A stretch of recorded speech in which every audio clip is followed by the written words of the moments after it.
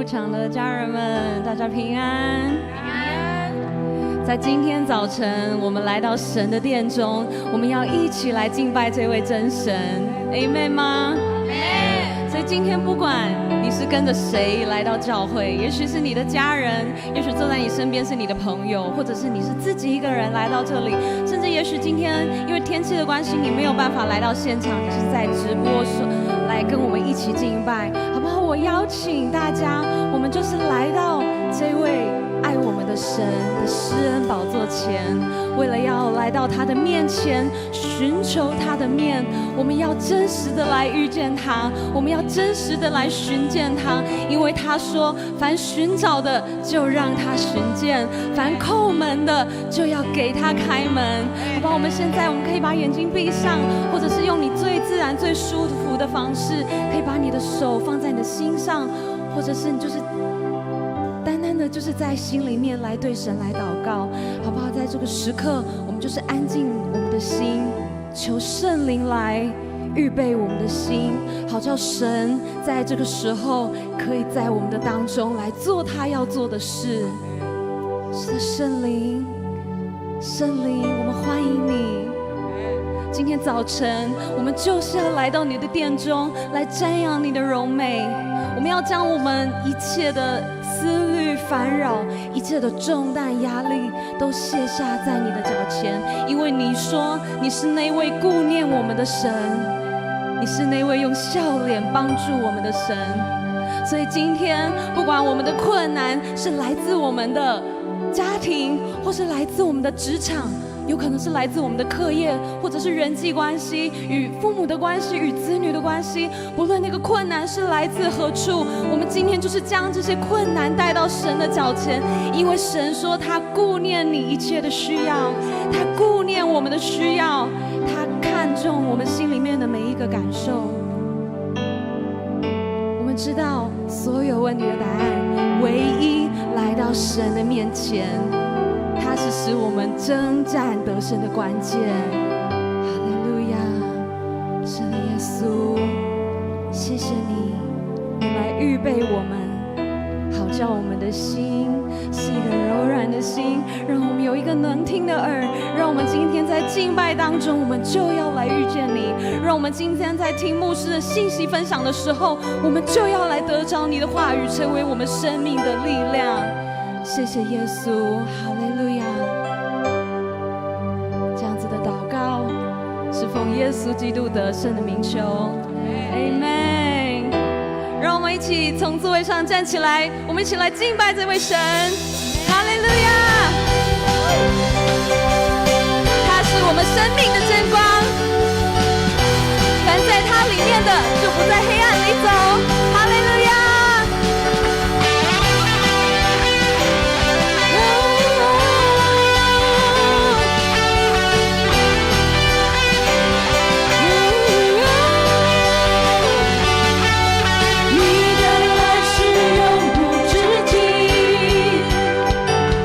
主，你四面环绕我，你的爱是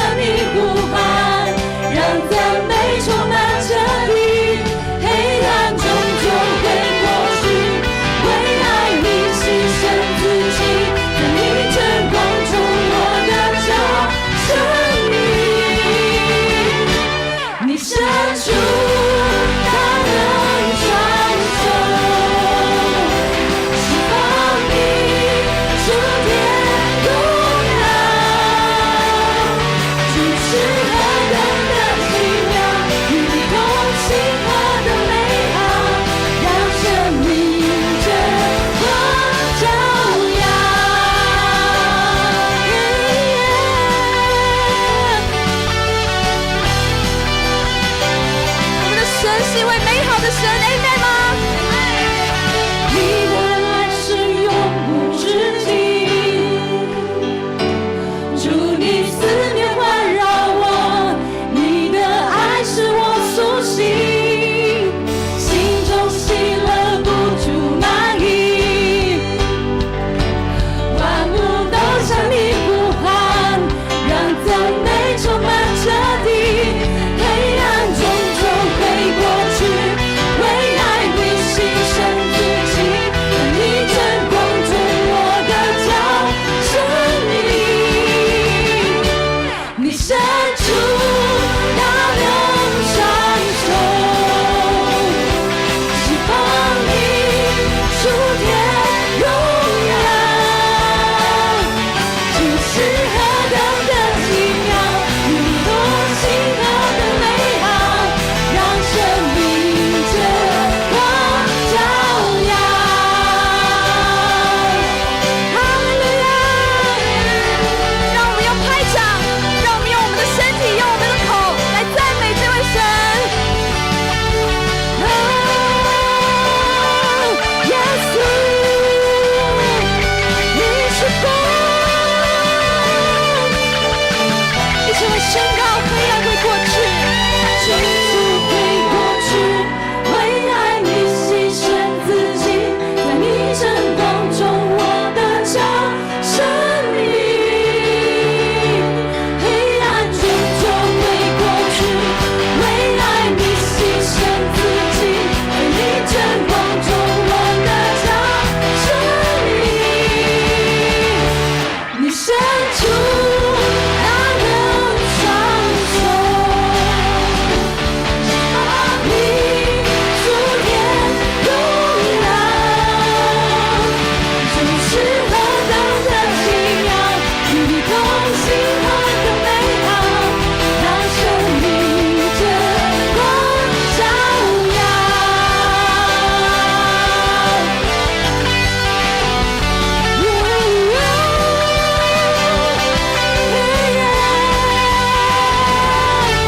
哈利路亚！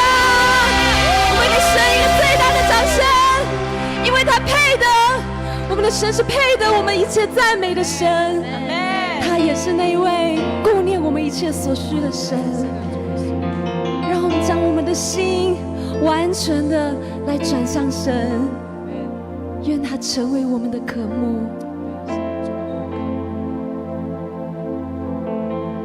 愿这首诗歌也成为我们的祷告。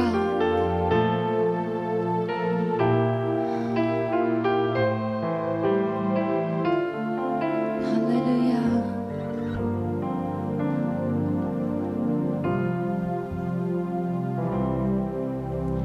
在光中你走向我，点亮我里面的黑暗光景，洗去我的软弱，你接近我的生命，拥抱我如同至宝在你怀里，你走入我的生命，遮盖我心中的所有恐惧，你是我的一切，主我单单依靠你，我要抬起头定睛来仰望你，让我们单单敬拜你，让我们在主里欢庆，用尽我全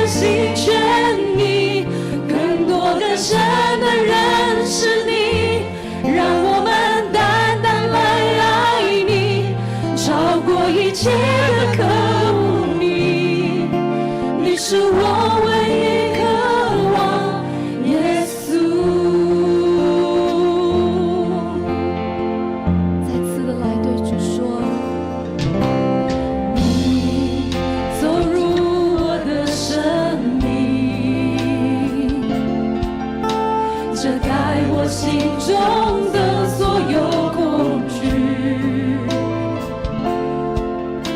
你是我的一切，主，我单单依靠你。我要抬起头，定睛来仰望你。一起说，让我们单单敬拜你，让我们在主里欢喜，用尽我全心全意，更多更深的认识你，让我们单单来爱你，超过一切的渴慕你。你是我唯一渴望，耶稣。让我们单单敬拜你，让我们在主里欢喜，用尽我全心全意，更多更深的认识你，让我们单单来爱你，超过一切的渴慕你。你是我唯一渴望，耶稣。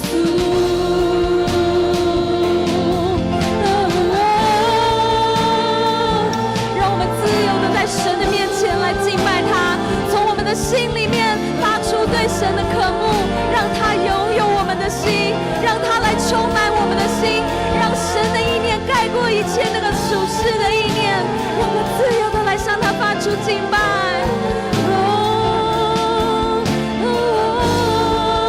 耶稣，我要单单敬拜你。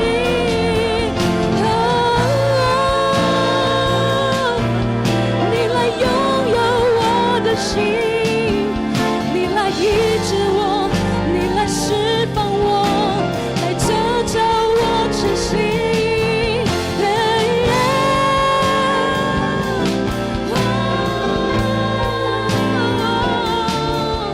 一起来单单敬拜你，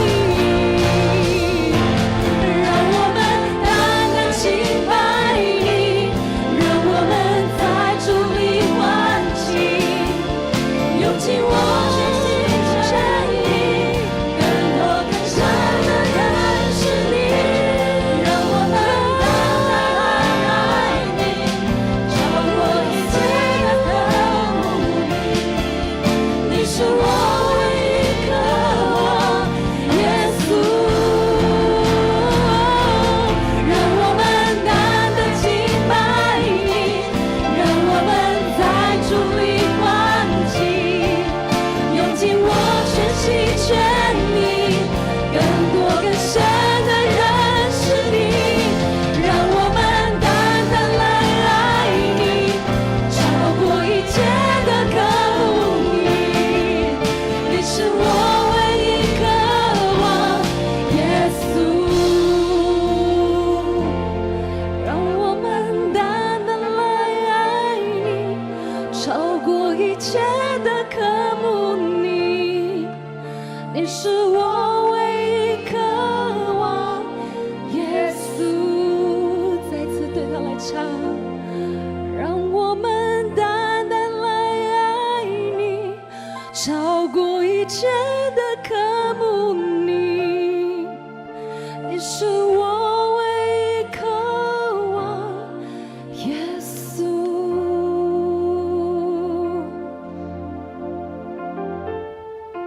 是的，耶稣，因为你将你的名字赐给我们，因此我们可以在这里呼喊耶稣。因为你将你的名字赐给我们，因此我们可以有一个全新的生命。主啊，我们今天在这里，我们要对你说，我们的世世代代都要俯伏在你的面前来敬拜你。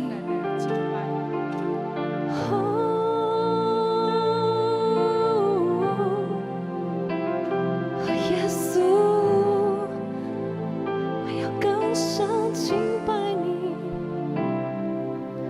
世世代代夫妇，全心全意敬拜，齐声宣言称颂神羔羊。众生途中儿女，万族万民万邦，齐声宣扬这颂神羔羊。你名高过穹苍，你名何等伟大，你名超乎万民之上。所有宝座冠冕，所有能力权柄，你名超乎万民之上。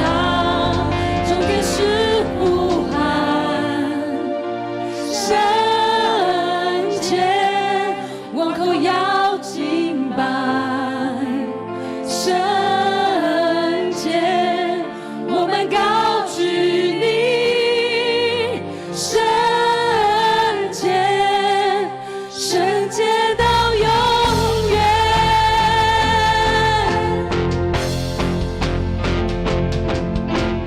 我已被你赦免，我已被你赎回，永远宣扬神颂神羔羊。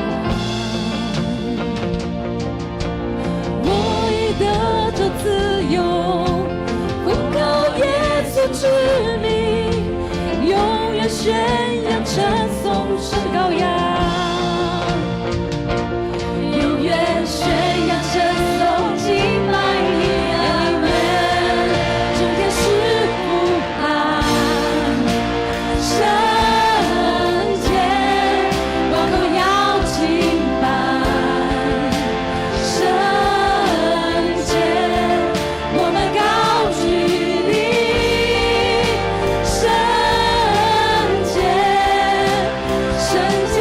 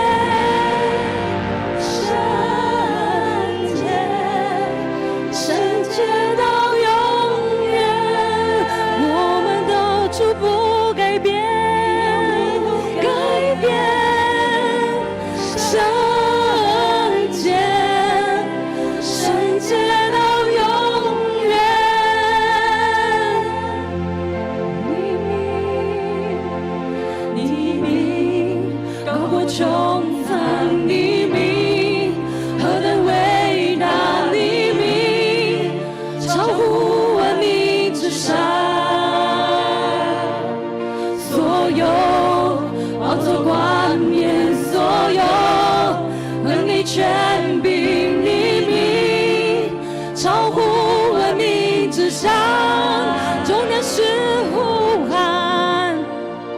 圣洁，万口要敬拜。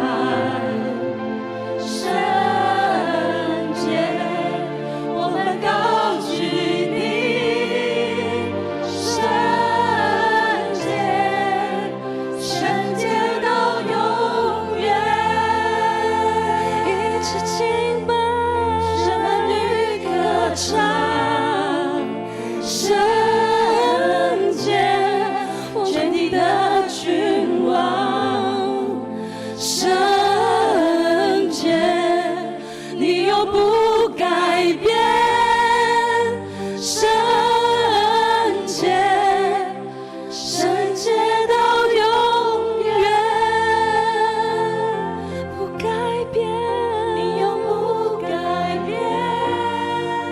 圣洁，你的圣洁到永远不变，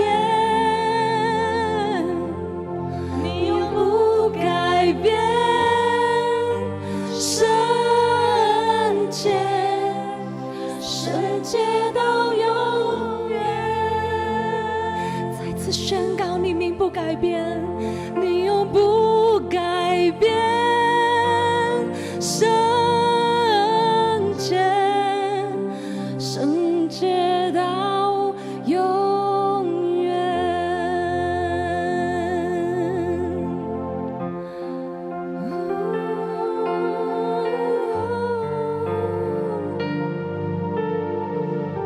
你的名配得，哦耶稣。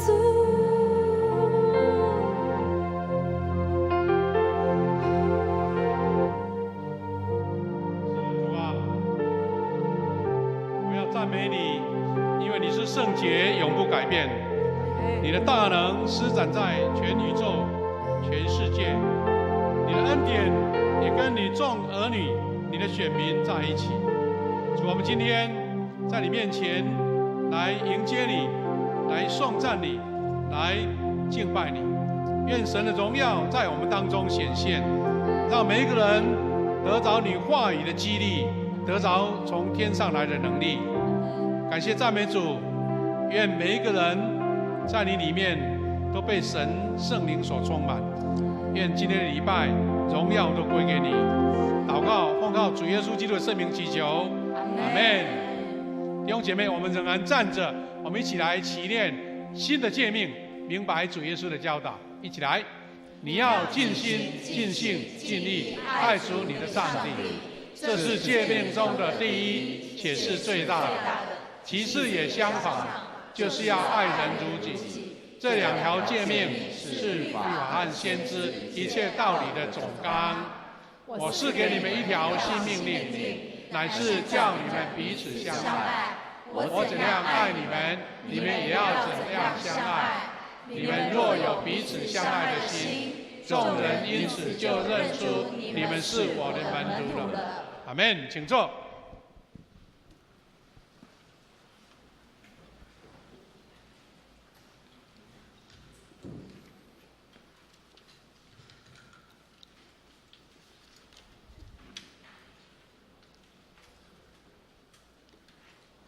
好，我们一起来攻读两段的圣经，《申命记》的6章5到7节，还有以弗所书的6章4节。好，我们一起来开口来念：尽心、全心、全力爱上主，你们的上帝。今天我向你们颁布的诫命，你们要放在心里，殷勤教导你们的儿女。无论在家里或出外，休息或工作，都要不断地温习这诫命。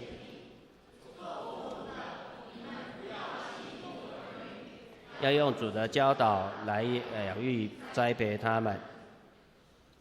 接下来我们请主日学生来献诗。献诗完，我们请牧师来分享。牧师的题目是“父亲天子，儿女荣耀”。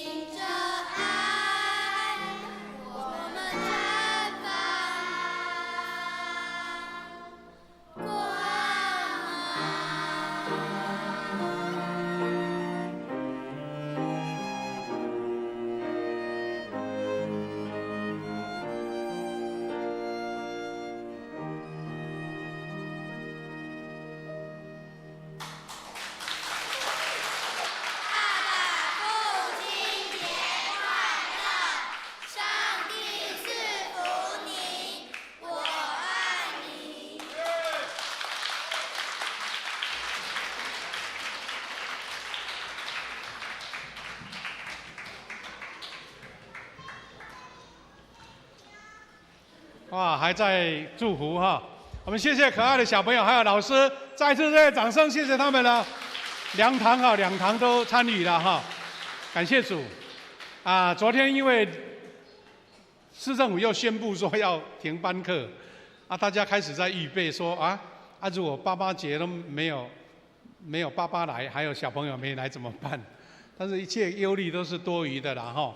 早上竟然都还没下雨哈。感谢主，我们的小朋友他们也2堂都做了美好的服事唱了美好的诗歌，也特别对在场的所有爸爸献上祝福。我们给隔壁当爸爸的祝福说：你是恩典的爸爸，好不好？来给隔壁祝福一下。第2堂的都是年轻的爸爸比较多了哈，我们感谢主哈。我们昨天因为有这个停班课的一个消息啦哈，我们怕说今天出席如果不是那么的完整的话，那我们送小礼物就有一点比较没有那么完整，所以呢，我们要把礼物留着。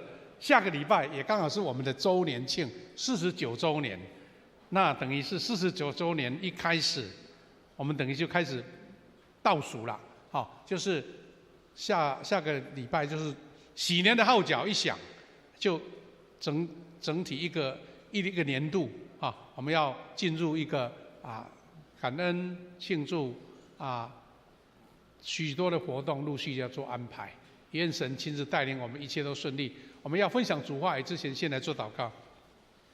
谢天父上帝，感谢你让我们在今天爸爸节的一个庆祝感恩的聚会不会因为天气变化影响，我们能够在这边顺利的举行，也特别我们的主日学一起唱出赞美的诗歌、感恩的诗歌，也让每一位弟兄姐妹，特别是做爸爸的，我们在今天在一起聚集，愿神恩典给我们同在。特别我们要在这个节日当中，特别以圣经的话语来彼此勉励。我们当父亲的，在神美好的设计、美好的安排里面，我们怎么样活出神在爸爸身上一个荣耀的角色？我们愿神的话语能感动我们每一位。祷告，奉耶稣的名祈求，阿们。今天我们的主题呢叫做父亲天职，儿女荣耀。我们要把圣经里面分享说，神在父亲的角色上面做了什么样美好的设计。我们经文等一下会再做复习。我们看在圣经里面呢，有这个3个圣经原则是很关键的，对于做父亲的教养儿女的一个教导。那我们有3个原则，有3个对应的经文第一个就是培养儿女是父亲的天职。培养儿女是父亲的天职。我们在刚刚有读了以弗所书6章4节说：你们做父亲的，不要惹儿女的气，只要照着主的教训和警戒来养育他们。我们常常会被中间那一句“不要惹儿女的气”感到有点困扰。其实他的原来的意思更清楚我们等一下要做解释。换句话说，我们一起，特别在场的爸爸，我们一起领受。第一个，培养儿女是父亲的天职。我们既然是天职，等于是你不能说这个我不要，我不做我没有能力做，这是神给你的。第一个是天职第二个就是儿女们的自我形象。每个儿女他有自己对自己怎么看法？他说他的关键是从哪里来的呢？是来自父亲口中对他们的看法。父亲怎么样界定你的儿女，你的儿女也会怎么样来看待自己。当然不是一夕之间就有的啦。其实他在做一个提醒，就是我们从小，当还抱在你的胸前的时候，他就慢慢被父亲所塑造了。父亲的在家里面的一言一行，你的口气，你的说话，你对儿女的指导，都在关键于他们自我的形象。所以箴言17章6节这样告诉我们说：子孙为老人的冠冕，那父亲是儿女的荣耀。这个好像有点对应，对不对？前面这一句是子孙当主角，是老人的冠冕。但是第二句是父亲当主角，你要成为儿女的荣耀。那既然是儿女的荣耀，总不能说让儿女的口中对于这个老爸感觉没有什么印象，或是负面的。你要让儿女看见父亲是他们的荣耀，那这个是第二个重要的圣经原则。第一个，培养儿女是父亲的天职；第二个，儿女的自我形象是老爸口中所说的看法。老爸看出你是一个杰出的人物，你是一个最棒的儿子，他就会做最棒的给你看。但是你如果说你什么都不是，骂的一文不值，然后你的儿子就一文不值给你看，那你说有这么严重吗？有这么影响吗？因为神设计的父母亲的角色从小就已经建立好了。当一个小孩子心智还不是很成熟的时候，你任何所对他表达出来的，都会深深烙印在孩子的心中。第三个，类似了他说对儿女所说的话，将决定他或他的命运。对儿女说的话，你对他说了什么话，成为他们将来的命运的关键点。特别有一句经文来对照说，箴言18章21节，生死在舌头的泉下，喜爱他的必吃他所结的果子。换句话说，我们不要以为舌头随便说出一句什么话，不经意的话，没有经过大脑的话，情绪的话，它都变成有权柄的。所以他说生死在舌头的泉下。所以你喜爱他，你是生呢或是死呢？我们有一句话叫舌灿莲花，对不对？讲的让人家心中心花怒放。有的是口中吐出恶毒，所以我们才会认为说，为什么现在有什么言语霸凌，对不对？有时候言语的霸凌比有时候肢体的霸凌更严重因为当我们在成长过程当中，最关键的父亲的舌头让儿女的命运做最主要的决定者。所以他说喜爱他的必吃他所结的果子。当然他就是有两面，是正面的你会丰收那个甜美的果实，但是负面的你会看到他儿女走向一个灭亡的道路，是因为我们舌头没有管制好。那从这三个关键的圣经原则，当然你也可以举出更多了。比如说他这个是当父亲被神所塑造，这是三个主要任务。有一个小故事说，有一个人叫刘洋，他呢平常也很认真工作，有一个家庭也是蛮稳当的。但是当那孩子到青春期的时候，他隐隐约觉得好像有点不对劲，因为孩子喜欢参加一些比较算是狂欢的聚会、party、夜店，甚至偶尔还听到说好像会接触那个大麻这一种毒品，他就觉得很难过，说我又没有对他们怎么样呢？为什么他们会这样，感到很伤痛？他就去问一位辅导，教会的辅导。这位辅导呢，就简单问他一句话，说：“刘弟兄，上帝给你做父亲的角色，或是给你父亲的任务，你觉得你是什么角色？”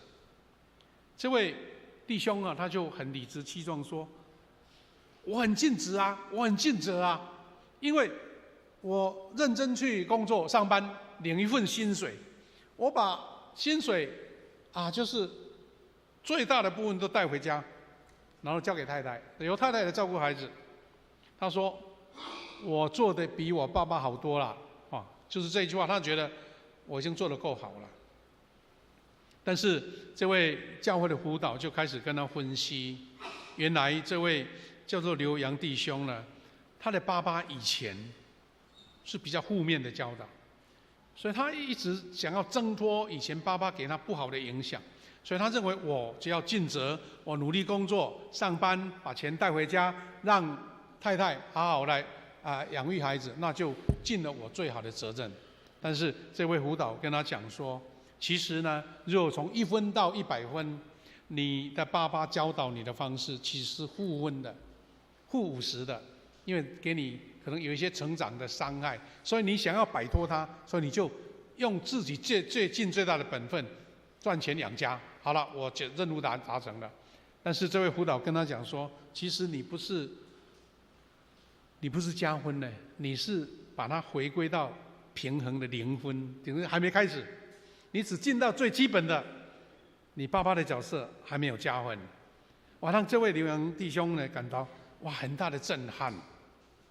那这个话的意思就是说，我们常常在上一代父亲的角色很认真、很打拼，但是可能一些观念是错误的，让孩子觉得说我要摆脱，但是没有真正达到上帝给父亲最美好的角色。所以弟兄姐妹，我们在这些经文当中，我们要一起来发掘上帝所赋予父亲的角色最美好的角色是什么？不是尽责而已哦。我们常常会看到说，在一个家里面都习惯的定位就是定位的这个刻板印象是男主外女主内爸爸扮黑脸，妈妈扮白脸这样子。只要3餐有得吃，那就是已经非常好了。不过，圣经上帝的话不止如此。我们常熟悉的一段经文是马拉基书4章第6节，他说：“他必使父亲的心转向儿女，儿女的心转向父亲，免得我来诅咒遍地。”这句经文我们熟读圣经的人都知道，这一句话就是整个旧约圣经的最后一节，读完了就变新约了。那这句话给我们什么样的启发呢？上帝要马拉基这个先知对世人的宣告是说：我如果不会来诅咒遍地，最优先的是你们儿女要转向父亲，父亲转向儿女。或者说，一个家庭的美好是我不诅咒这个地的前提优先。他没有讲其他的，竟然是儿女跟父亲，父亲跟儿女。那这个是什么意思呢？神要重新恢复家的荣耀，神要恢复家的荣美，这个也是上帝差遣弥赛亚主耶稣来到世上最重要的目的。主耶稣来要救赎我们，但是他是要让我们的家成为一个幸福的出口，这是圣经的设计。神的计划永远是救赎啦。他从亚当夏娃得罪了神以后，他这个救赎的一贯的一个真理一直存在，等于是想要把丢失的或被偷去的把它买回来。换句话说，从马拉基书我们可以得到一个非常重要的信息，就是当一位父亲他愿意谦卑的走到主耶稣面前，主耶稣要他做什么？他不是叫你去做多少伟大的工作，他优先叫你是心转向自己的儿女。意思说，很多重要的工作，对不对？传福音也好，服事也好，努力赚钱也好，养家也好，这个都很重要。但是转向儿女是重中之重，优先的优先。那神为什么要这样设计呢？因为神就是要让这个家成为神在世上上帝国呈现的最主要的一个核心。所以我们必须要被重新塑造。我们在这个社会上有很多的资讯在提醒我们，在教导我们，但是我们应该是让圣经来给我们一个优先次序。重塑什么呢？除非我们从神的话语中得到提升，从话语里面得到滋养，从神的话语得到一个承先启后，或是说优先次序。不然呢，我们就会误打误撞，重复以往错误的教养方式。我们可以说，一个与父亲没有亲密关系的孩子呢，他在生活在世风日下的社会，是一个悲剧。你不要以为一个孩子到外面，他被社会的习俗所影响，他是会往好的方向走，不坏就已经不错了。但是最关键的拉提点就是父亲跟儿女有美好的关系，它是一个非常美好的保护壳，它是一个非常棒的、最好的防护装置，也可以算是说，在这个什么传染疾病一大堆的时候，你是最好的抗体。父亲跟儿女最美好的亲密关系，如果没有，在这个社会是一个大悲剧。其实我们都可以看见，这个社会很多社会的事件，它可能产生一些让人家很难过的一个不好的事件。你追根究底，是因为犯罪的人或是做错事的人，他可能跟家人的关系不好，或是跟父亲的关系不好。以弗所书6章4节说，做父母的不要激怒儿女，要用主的教导来养育培育他们。不要激怒，有一个非常重要的解释，神给我们作为父亲的职责是训练培养我们的孩子。因为你如果不按照神的话语来培育来训练你的孩子，他说这个世界就会帮你教啦。请问这个世界会帮我们教好吗？有没有把握的？那我们就不用当父母啦。曾经有一些科幻小说这么做的嘞。以后AI 更流行的时候，可能变成孩子由国家负责帮你培育，然后当父母的去做你的应该做的工作，好像把它分工分类掉了。这是一个科幻的说法，有可能有一天会变这样。我们是常常听到政治家说、政治人物说你勇敢多生几个，国家帮你养，听起来很棒国家帮你养这句话是一个保障没错，但是父子亲子的关系，国家没有办法帮你，可能可以提供一个好的环境，或是补助你金钱。所以换句话说，这个世界不能用它正常的教导，但是产生的效果不好，是因为父亲跟儿女这种属灵还有血缘的关系，会产生一个奇妙的改变，这是神给我们的一个美好的设定。所以上帝是要帮我们成为一个成功的父亲，为什么呢？神给你这个角色，因为他在每一个孩子的内心深处植入一个真正的渴望。孩子从小就一个渴望，就是希望得到父亲的认可。其实我们可以用另外一个角度来看，你知道，比如我们社会上有一些成功的人物，你会认为说他在小时候他的家世每一样都很好吗？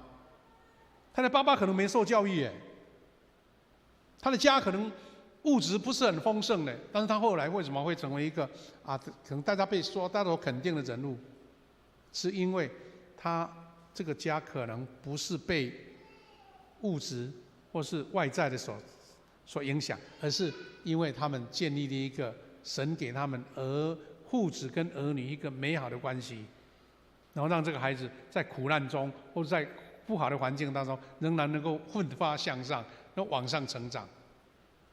换句话说，变成他后来为了荣耀他的父母，他用他自己最大的努力去追求突破。父亲是儿女的荣耀，儿女也用荣耀来荣耀父亲。这个是神在创造人类给人的一个设计跟角色。所以我们才刚刚讲到，我们第二个圣经原则就是儿女的自我形象是来自父亲口中所对他们的看法。父亲讲的话比任何影响力更大，所以这个是上帝所最美好的设计。所以如果我们当父亲的不学会如何训练培育自己的儿女，那么我们就是在害他，让他们失败，甚至某些情况下导致他们有一个悲惨的一生。我们常常一些感动人的戏剧都会描述亲子关系这一块，对不对？孩子为什么后来会有这样影响？他在一段冲突之后，突然讲一句话说：“爸爸，我在小时候你对我说了什么话？”这句话不经意的话，或是生气的话，竟然对儿女影响那么大。所以，当父亲在今天我们过这个父亲节，当然得到荣耀或是尊荣是我们最大的一个目标。但是，我们也看到父亲在神给我们的角色当面，训练自己的儿女成为荣耀神的儿女，是一个非常重要的重中之重的事，而不是让他们因为父亲影响到儿女走向一个悲惨的一生。我们常常在圣经里面箴言有一句，我们让人觉得在这个现代的生活有点突兀的地方。13章24节箴言他说：“不准用杖打儿子的，是恨恶他；疼爱儿子的，随时管教。”好了，这句话2句是同样意思的哦。他说：“用杖管孩子才是对的，疼爱儿子要管教。”好像2句是重叠的话，但是这个用杖打儿子，在我们现在这个社会根本不能成立，因为有的孩子会去控告你，去说你是家暴但是这个话在圣经里面的解释其实没有那么狭隘啦。我们基督徒常误解这个抚养孩子的经文有点类似中文讲的“孩子不打不成器”。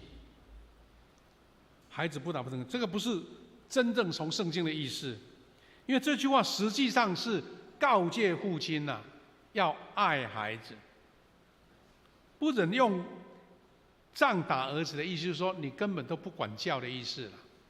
那要爱他的孩子，认真思考如何教养儿女。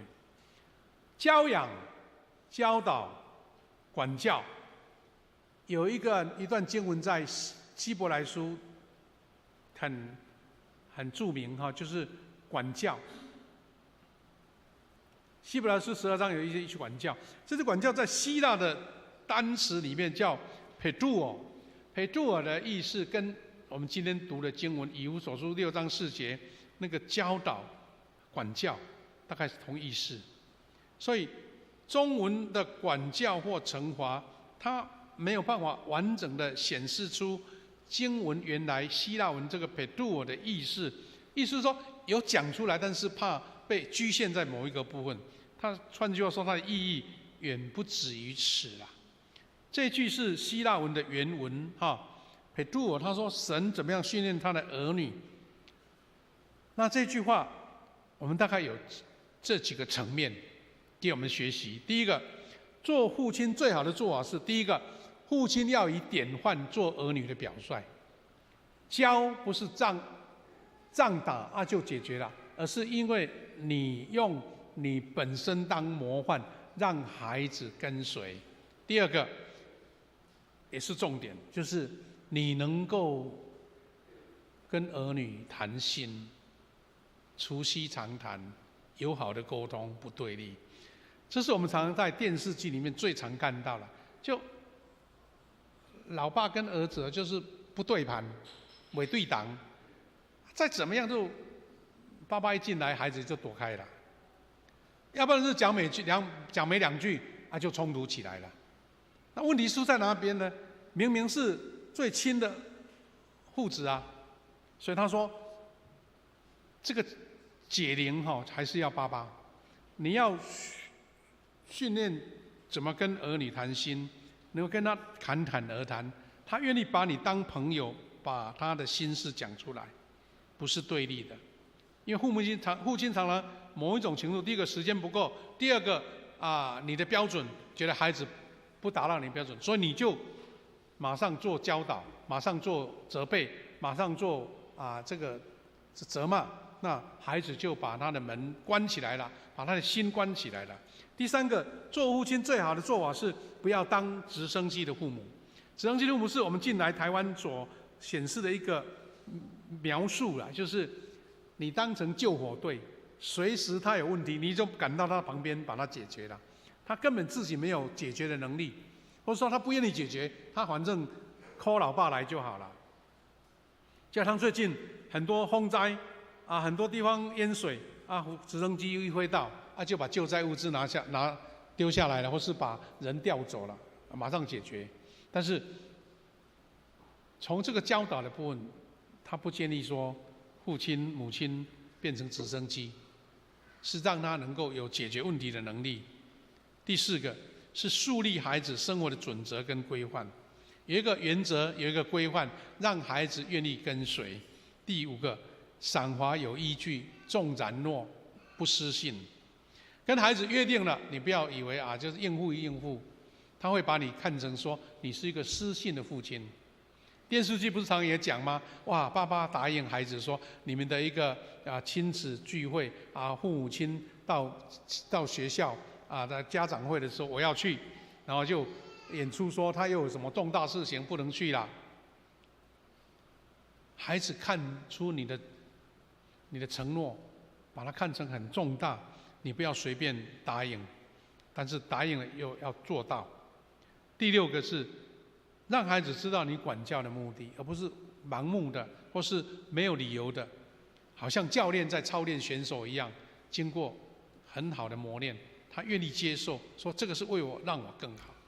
这个礼拜我们台南在举办一个世界杯的那个儿童的小朋友的棒球赛U12，看到我们台湾的孩子哇，个个有大将之风在遇到很大的竞争的时候还能够沉稳，那个动作很扎实虽然今天听说要打第3名没有办法打冠军，但是看到孩子呢表现出他们的训练的优秀的角色，是因为平常是有扎实的训练，才有办法在很多危险当中、危机当中，或是一些失分的当中，能够守住。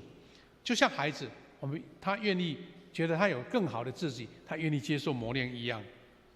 所以我们在座的弟兄，我们的爸爸，塑造孩子的品格，是圣经教养孩子最重要的一环。塑造他的品格，这个品格不是请人家帮忙，而是需要父亲自己来。所以训练指导，在刚刚我们读的希腊语中，就是培养的意思，就是塑造品格的意思，塑造性格的意思。所以培杜尔的意思是整体的，是生命的关系，而不是上对下一个教导。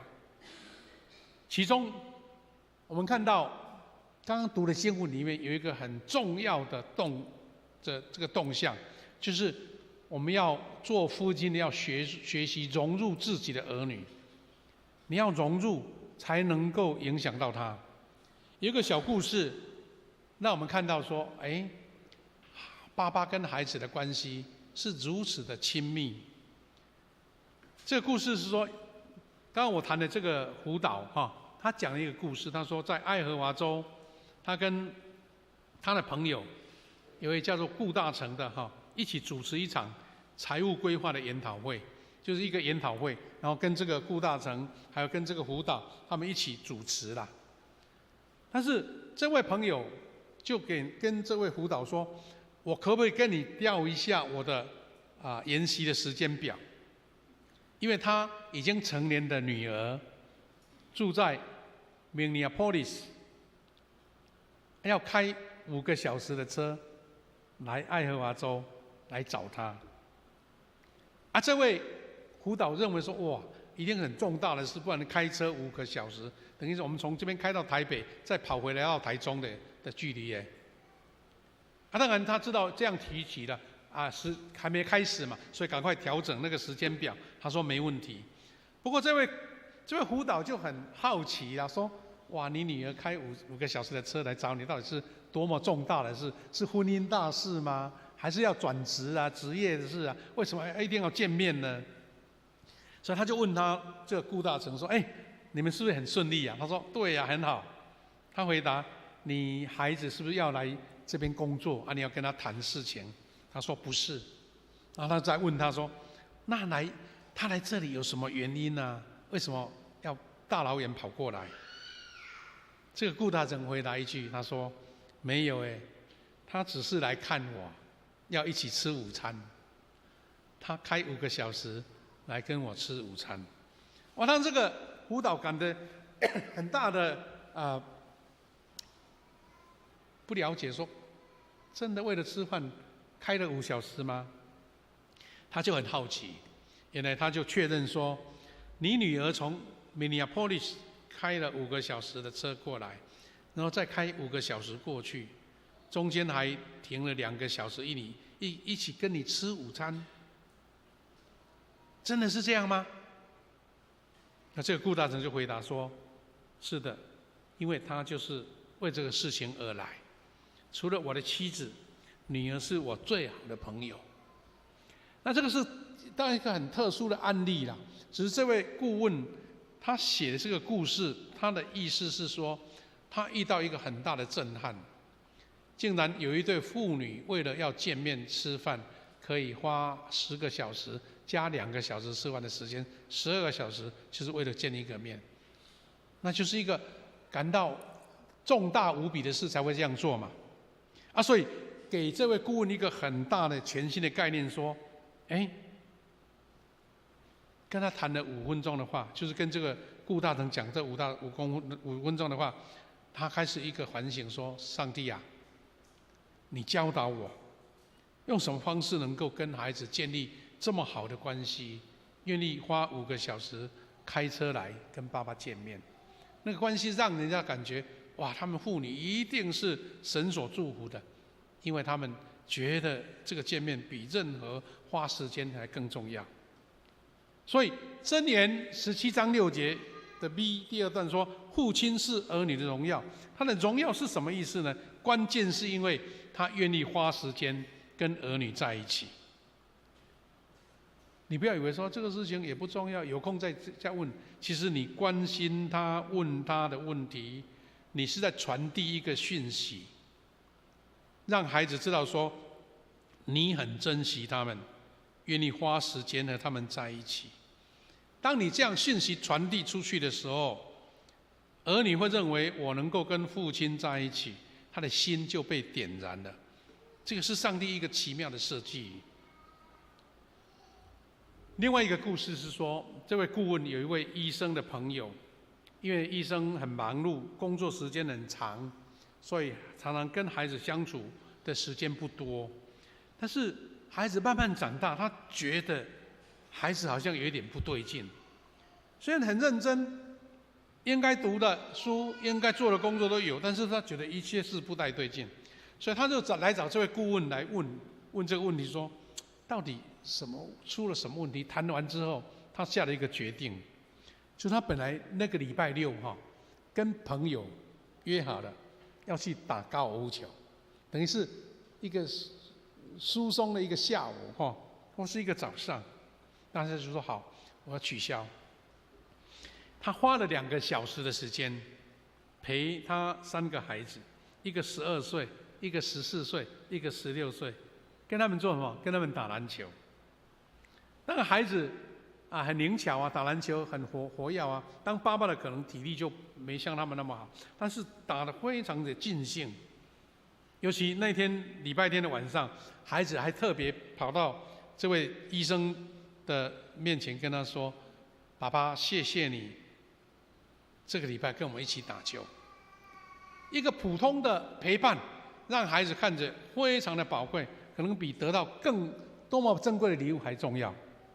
这话的意思是，陪伴、亲密的关系是父母亲能给孩子最棒的礼物。所以这个故事是说，在下一个礼拜，他跟这个顾问见面的时候，他眼中流出了泪水。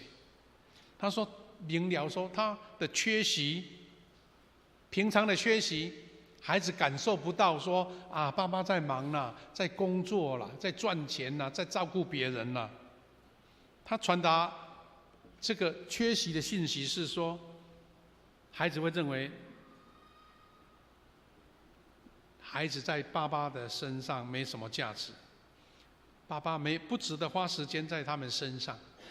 孩子的解读是这样子，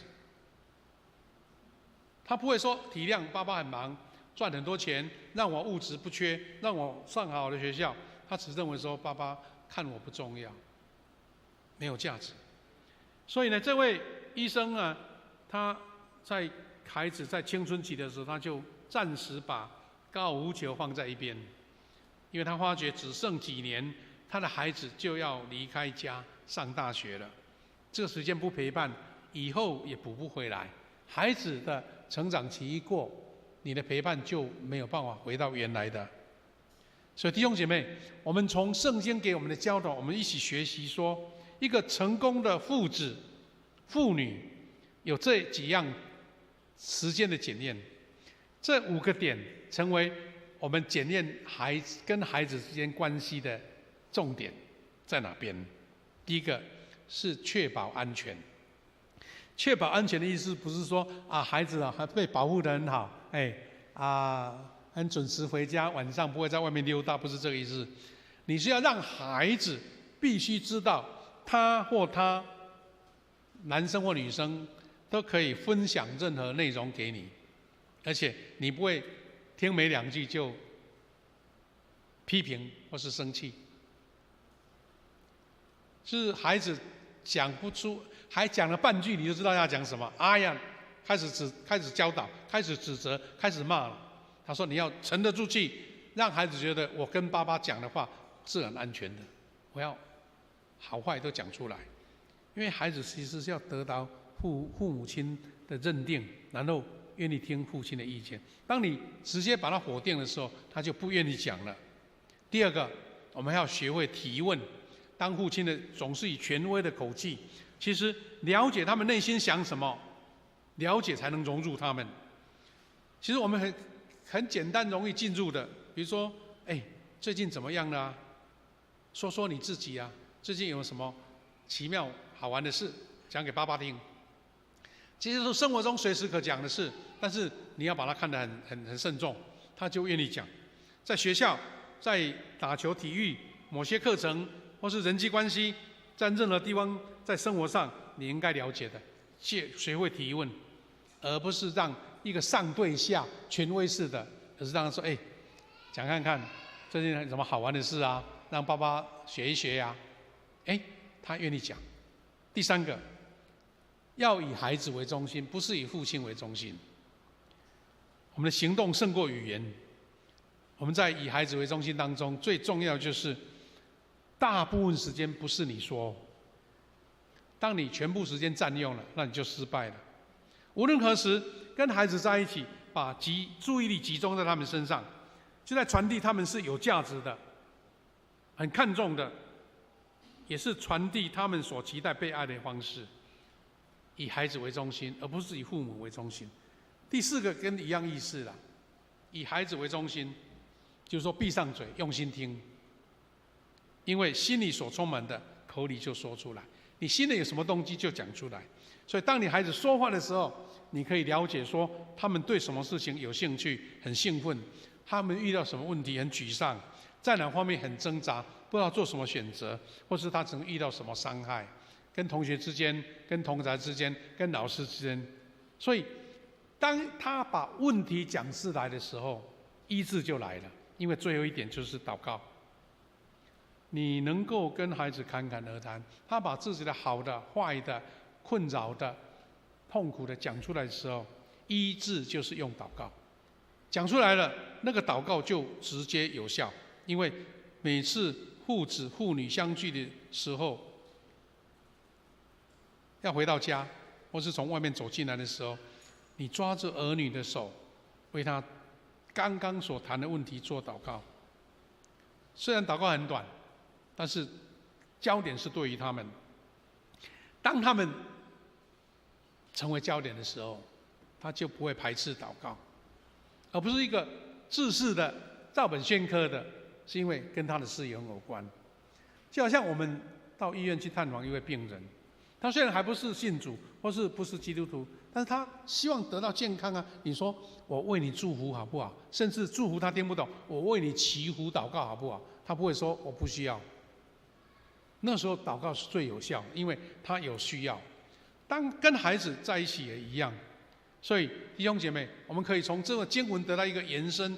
箴言20章34节说：房屋因智慧建造，又因聪明立稳，其中因充满知识充满。他的意思是包括儿女啦，各样的美好的宝物。你的家里面是不是有知识、有聪明、有儿女？这是你家最美好的一个角色，或是美好的形象。所以，在今天的父亲节，牧师期待说，我们每一个父亲有一个很重要的思考是：进入孩子的生活意味着什么？跟孩子单独相处。这个财宝最重要，是因为你跟他有单独的相处的关系。我们最容易犯这种错误，说疏忽掉。比如说，我们一个家天天见面，对不对？我们不要说那种朝九晚五啊，父亲跟孩子都不能见面，我们在一起，但是见面并不能表示你们的关系很亲密。可能一回家就指责孩子，骂这个，衣服没弄好，就没有沟通的机会。精心时刻的意思是，不只是见面，而是你们有深入的交谈。所以，跟父亲独处的时间是一种巩固关系的模式。学习跟孩子有更深层次的交流需要时间，但是这个投资就像我们在投资一些资产一样，会有高红利的回报。我期待说，我们在座弟兄姐妹，你就孩子还在小学或是进入国高中的时候，用这个方式试看看，因为这个是经过研究觉得最有效果的。花时间，你后来你的孩子的成长，你就不会觉得很辛苦。我们读的经文刚刚读的第一段经文说，《申命记》6章5到7节，他说：“你们要全心、全情、全力爱主你们的上帝。今天我们向你们颁布的诫命，你们要放在心里。”跟刚刚我们读的爱的诫命其实是一体的两面。同样这段话，他说但是全心、全情、全力爱主。为什么他讲的那么严肃？他说要颁布的诫命要放在心里，而且第7节说还要殷勤教导你的儿女，或在家或外出休息或工作，要不断的温习这个诫命。竟然是全心全情全力爱主。他没有讲说第一点要做什么，第二点做什么，第三点什么。这个意思是说，所有的诫命最重大的是什么？就是关系，亲密的关系。爱主爱神，跟孩子相聚相爱，这个是最优先的事。所以呢，申命记6章5到7节给我们的提示是什么？神的话语来打动儿女，他自己先被触动。你先有爱神爱主的心，你这个爱孩子的心就出来了。所以先被触动，圣经的真理烙印在我们的生命中，你才能够影响儿女。换句话说，做父母的，你要先被神所感动，神的话语所陶冶，然后你才能够将这样的话语传递给儿女。当父母用心了解儿女的生命中正在发生什么事情的时候，就是最好的机会。这什么意思呢？就当孩子他有状况的时候，你介入关心，那是最容易得到他的心的。就好像人家有困难，你走到旁边说：“要帮我什么忙？”一个阿嬷要过马路，怕走不动，你到旁边牵着她的手走过去，她就觉得这个是最美好的时刻，因为她是最需要你的时候。我们传福音也是一样哦，你平常跟他讲福音，他不听，但是当有困难的时候，你讲的时候，他听得下去。有一个错误的教导就是说，父母常把基督生活当作教条，人家教会叫你这样，你要做，但是根本没有生命。这个是错误的，叫孩子要守，但是自己都没有做。所以正确的是什么？神从刚刚申命记的第6章讲的话是，神以建立关系为最重点、最优先。所以说爱我，神说你要爱我，然后把爱我这个心教导你的儿女。所以我们不是建立一大多的规条要怎么守哦，而是爱。当爱在你的家充满的时候，很多事情就不用教导了，他就学到了。所以神告诉我们要将这个重要的命令当起点，我们把它传给儿女，告诉他们爱上帝，建立这个模式，要经常告诉他们如何与神同行，上帝教导你什么。换句话说，当父母亲跟神的关系更密切的时候，你也能够帮这样的关系传达到你的儿女。最后我们要一起学习的是说，从刚刚3个圣经原则，这个结论是什么呢？结论就是榜样。榜样是最有效的教育方式。儿女需要看见你如何活出所想要的教导的真理。愿天下所有的父亲，在这个父亲节的时候，你得到最美好的礼物是，你跟你的儿女建立一个非常棒的关系。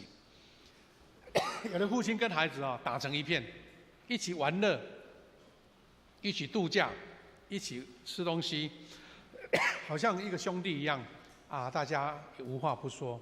我觉得这个是神所最美好的祝福的家庭。但是，通常这个起始点、开启的点是爸爸要先做，没有孩子帮你营造这个气氛的，是父亲营造的。愿神赐福给每一位父亲，因为培育儿女是父亲的天职，而且记得父亲是儿女的荣耀。你配得荣耀吗？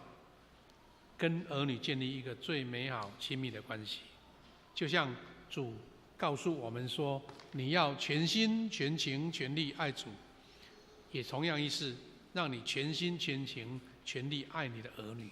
愿神让我们得到这样的祝福。弟兄姐妹，要唱一首很欢乐的诗歌，叫做《我们成为一家人》，让这首诗歌成为我们一个建立美好关系的一个基础。我们成为一家人，我们坐着一起来唱，一起来。我们成为一家人，因着耶稣，因着耶稣，成为神儿女。我们成为一家人，因着耶稣，因着耶稣，成为神国的子民。因着耶稣的接近，因着耶稣入光明，因着耶稣同享生活的生命，同享生命的喜悦，同在主爱中连结，因着耶稣同受丰盛的餐。这一页再一次，因着耶稣的接近，因着耶稣入光明，因着耶稣同享复活的生命，同享生命的喜悦，同在主爱中连结，因着耶稣同受丰盛的产业。感谢主。弟兄姐妹，我们一起为这件事情来一起代祷。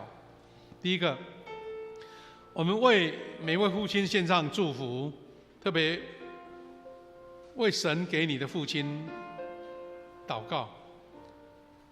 也许他们已经离开了世界，还是一起跟你生活。愿神赐福给他们，让他们被神的恩典所遮盖，活出美好父亲的样式。也为自己是父亲的，求神让我们找到一个跟儿女一个亲密的关系，一个榜样，一个祝福，一个倾听，成为一个最美好的家庭的堡垒。第二个，我们为最近好几个礼拜天气不稳定，引起了很多的雨水、豪雨，很多地区受灾，求神怜悯，让我们台湾能够很快，特别是台南地区，能够赶快走出这样的这个伤害，大家能够恢复正常的生活。第三个，我们为迎接50禧年来献上感恩，让我们预备好，要领受这个最美好神所赐下神圣美好的礼物。我们用最热情的安排聚会活动来迎接神的祝福。最后，我们为病痛的弟兄姐妹来祷告，为你家人、你关心的亲人，有病痛的、有遇到困难的、有经济问题的，求神亲自来帮助、保守他们，得到健康恢复，得到一个顺利的解决。神的恩典与我们的家人同在。我们为这件事情按着你的感动，一起为这些事情来代祷。天父神，感谢赞美的恩典，你的能力浇灌在我们当中，为父亲祷告，献上父亲为到我们家中的祝福，也求你保守，让我们在这个天气大雨当中，许多的伤害，求你让我们能够赶快得到那个复原，也求你保守在我们教会当中我们特别迎接50几年，一切的事工，一切预备都得顺利，也为病痛中的弟兄姐妹祷告，求你施下医治在他们身上，让每一个家庭弟兄姐妹大家同享神的福气恩典，感谢赞美你。慈悲父神，我们感谢你，让我们今天一起迎接父亲节。虽然它只是一个节期，但是提醒我们，神在父亲的角色设立一个在家庭最重要的支柱，一个重点。我们为今天所有的父亲祷告，求你让他们看见神在他们身上所立下一个神圣的盟约，神圣的应许。父亲要成为家中的祝福，建立美好的关系，与儿女成为好朋友，有一个亲密的接触，让神借由这样的父子的关系、父女的关系，建立一个家庭的堡垒。神啊，求你也保守，让在这一段时间，台南地区一直有天气不稳定，很多地区积水损害房屋这个农产，还有很多水电，求你保守，让我们的政府还有许多民间能够参与救灾，能够一切顺利恢复正常的生活。主啊，也求你保守，让我们教会在迎接50喜年，从下个礼拜等于我们叫喜年的号角开始。神啊，求你保守，让我们所有的筹备、所有的安排都得神的喜悦，让我们弟兄姐妹大家彼此都提升，在信仰、在传福音、在侍奉、在我们的灵命都能得到增长。也求神保守我们关心的弟兄姐妹，有的在医院当中静养，有的在家休息，有的在遇到癌症细胞的攻击，求神都赐下你的医治在他们身上。我们也为弟兄姐妹有遇到经济的困难或是工作瓶颈的，求你亲自赐下你的恩典、你的能力、你的智慧，帮助他们走过这一切的困难，能够迎接神所赐给他们丰盛的赏赐。求神的恩典跟我们每位弟兄姐妹同在。感谢祷告，奉靠主耶稣基督的圣名，阿们。时间交给诗瑞，谢谢。好，我们一起来奉献。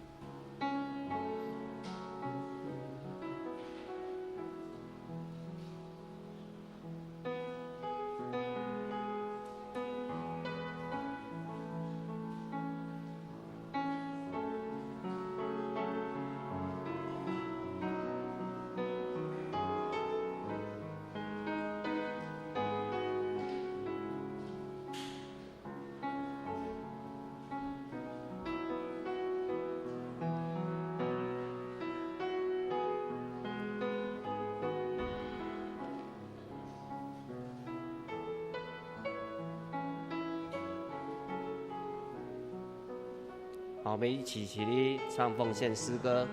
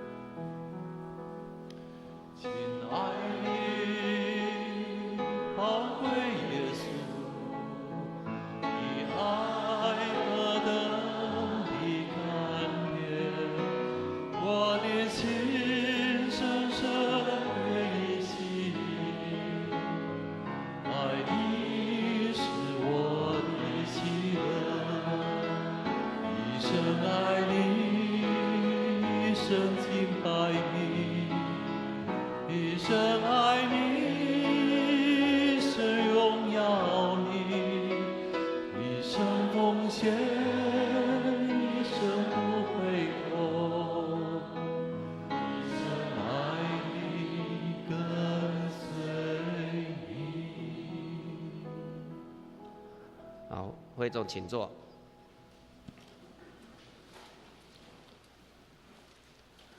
报告之前，我们一起来看这个月的金句。我们看周报的最后面这个月的金句。我们一起来背2次。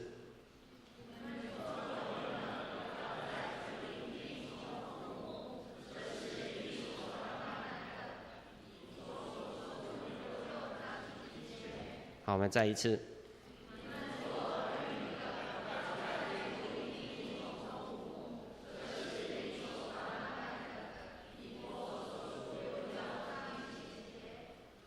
好，我们看周报的第2页，下个礼拜的4位是胡信昌长老，第3页是上周的跟本周的各项聚会，还有牧区小组的出席的报告，请我们自己来看。肢体交通，今天举行父亲节感恩礼拜，有主日学生参与2堂的献诗，小朋友的献诗也为每位父亲带来祝福，领受上帝的恩典。第2点，请我们自己来看。第3点，本会于下个礼拜举行社教49周年的一个感恩礼拜跟圣餐洗礼式，我们两堂要合并1堂，礼拜会从9点开始。第4点，我们从7月28号起，就启动了教育中心的装修改善的工程，邀请弟兄姐妹为我们修缮的经费来奉献。这里我们要有一些影片我们要请大家来看，为这样的事工来跟各位报告。好，我们请影音同工为我们播放地下室的装修工程的。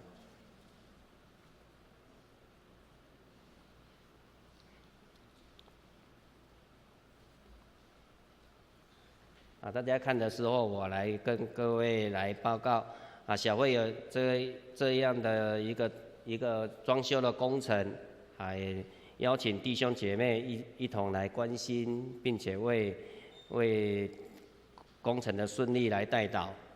我们正式的启用的教育中心的装修工程，该建筑物已经超过15年。为了迎接我们要来的50周年的感恩喜年，我们盼望透过这一次的整修，让聚会的空间可以焕然一新，为弟兄姐妹提供更舒适的、整洁、温馨的一个聚会的环境。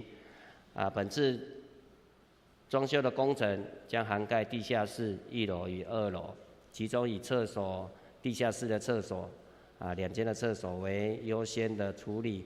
我们预计整个工程大约在95天内来完成。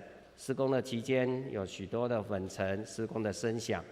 原本在地下室聚会的小组我们会调整聚会的地点，也恳请各位弟兄姐妹体谅与配合，一同维护聚会与品质的一个安全。此外，这项工程也是50喜年整体的筹备的工作的重要的一环。除了活动的推动经费需要的经费外，地下室及1、2楼的整修工程需要财务上的支持。我们也特别向实践家装修团队表达诚挚的一个感谢。在过去的几个月当中不辞的辛劳，多次的与我们讨论与调整设计图，最终将整体的工程的经费定为新台币485万。诚挚的邀请弟兄姐妹以爱教会的心共同参与奉献。奉献的时你可以注明为50喜年奉献，让我们一同为50喜年的预备摆上。最后，衷心的感谢大家一直以来的关心与支持，也持续的为50喜年各项的事工整修工程代祷。愿主亲自的赐福每位弟兄姐妹。这是小会跟大家报告的。好，接下来我们来看第五点、第6点，请我们自己来看。第7点今天我们要举行庆生会我们也祝每位寿星生日快乐，主恩满意。第8点，婚礼的祝福本位郑弘阳弟兄与刘淑敏的女儿就是我们圣歌队队长的女儿她定于8月30号上午9点30在教会举行归零的感恩礼拜中午在长荣酒店来宴客，请为了统计人数，请大家到公布栏去登记。第9点的第2项我们主日午餐因为配合教育中心1、2楼的整修工程我们从8月3号起到9月的中旬我们来暂停供应午餐。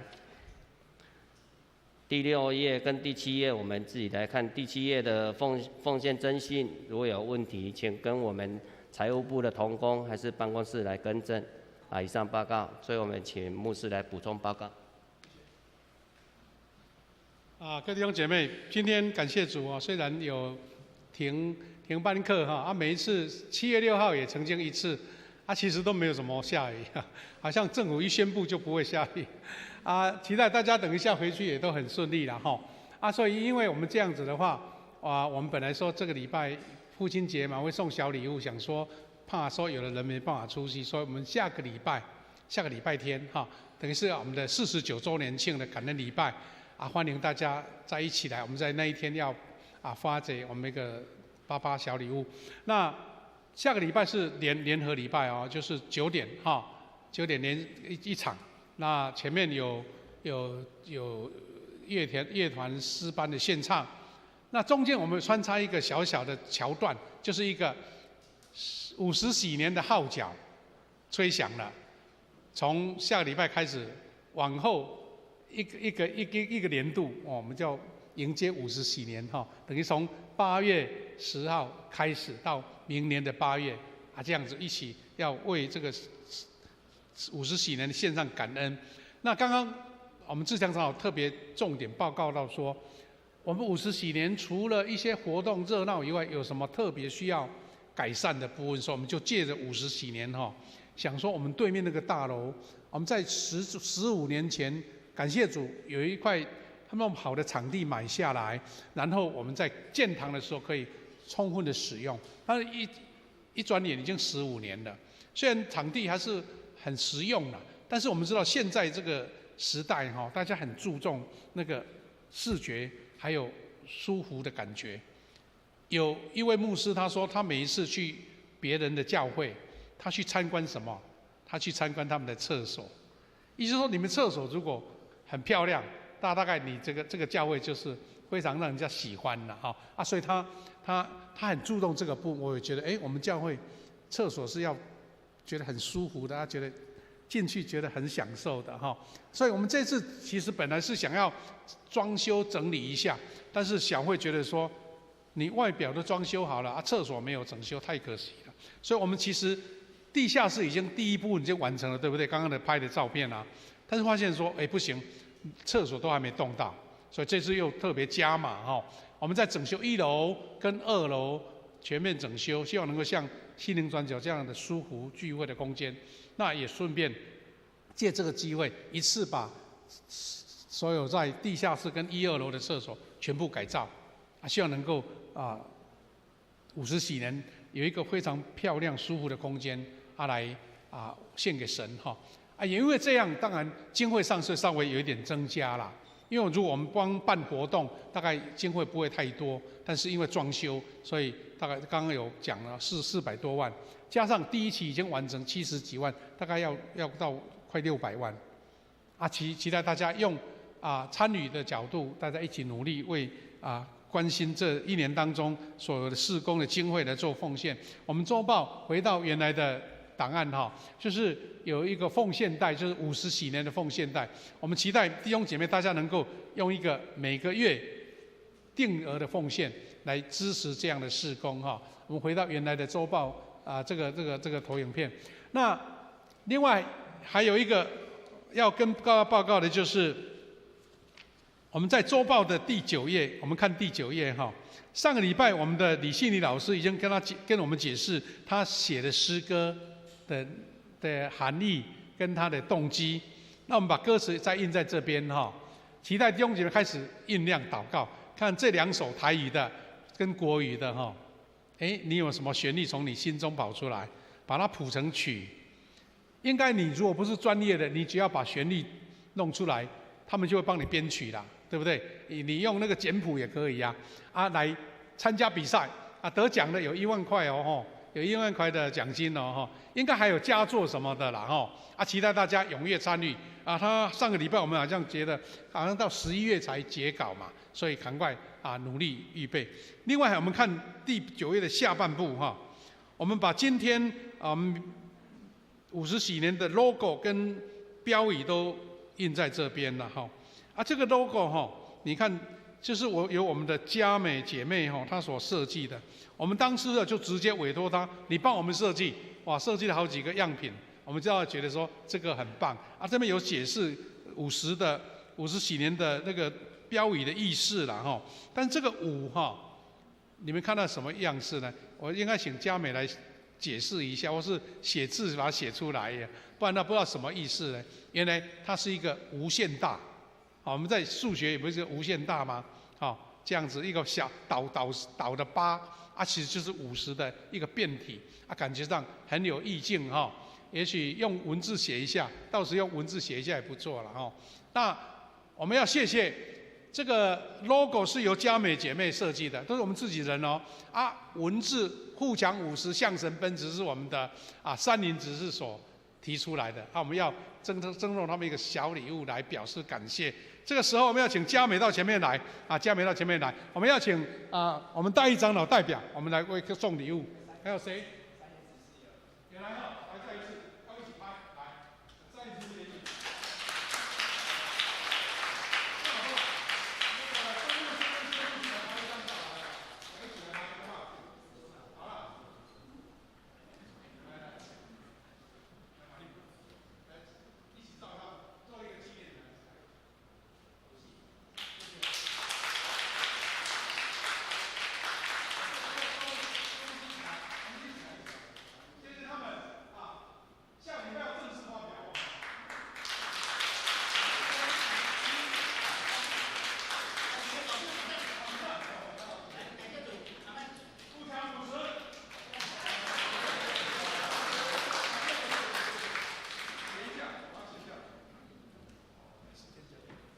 就结束了 ，OK。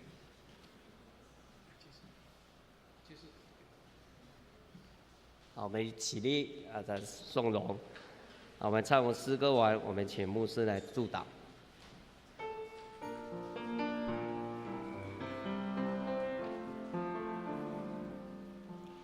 我的神，我的王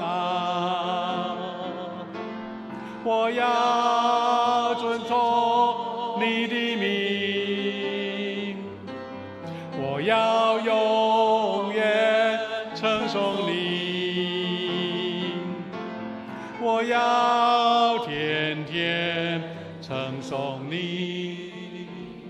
一起来领受从神来的赐福。愿主耶稣基督的恩典、上帝的慈爱、圣灵的保守相同，与每一位父亲同在，赐下恩典、恩膏、祝福，也是恩典在每一位弟兄姐妹身上，从今时直到永远。阿们。哈利路亚，哈利路亚，哈利路亚，哈利路亚，哈利路亚。阿门，阿门，阿门。我们请做默祷，预备来做庆生会，请坐。我们预备要来为8月份的寿星来唱祝福的诗歌，为他们祝福祷告。弟兄姐妹，我们在8月份有70-80个是寿星了我们这个时候要请弟兄姐妹先留在原地我们唱这首祝你生日快乐，然后请8月份的寿星可以站起来好吗？我们唱完诗歌要请我们的晋级弟兄来吹蜡烛，我们一起来唱。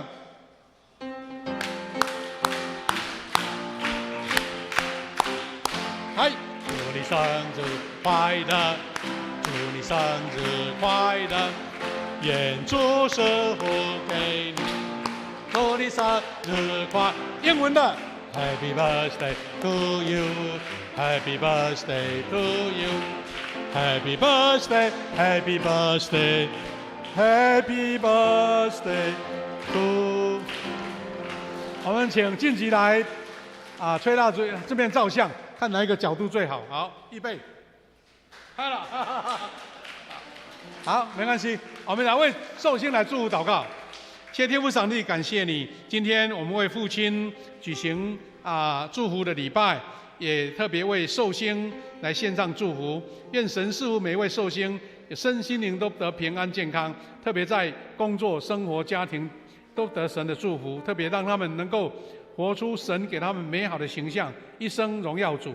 愿神也保守，让我们在天气变化不稳定当中，弟兄姐妹处处都平安，得神的保守在再来的一个礼拜，每一天都有神的祝福恩典满满。感谢祷告，奉靠主耶稣基督的圣名祈求，阿们。弟兄姐妹，我们今天因为有那个主日学的使用，所以我们3楼就没有午餐了哈。祝大家一个快乐的父亲节。好，谢谢大家平安。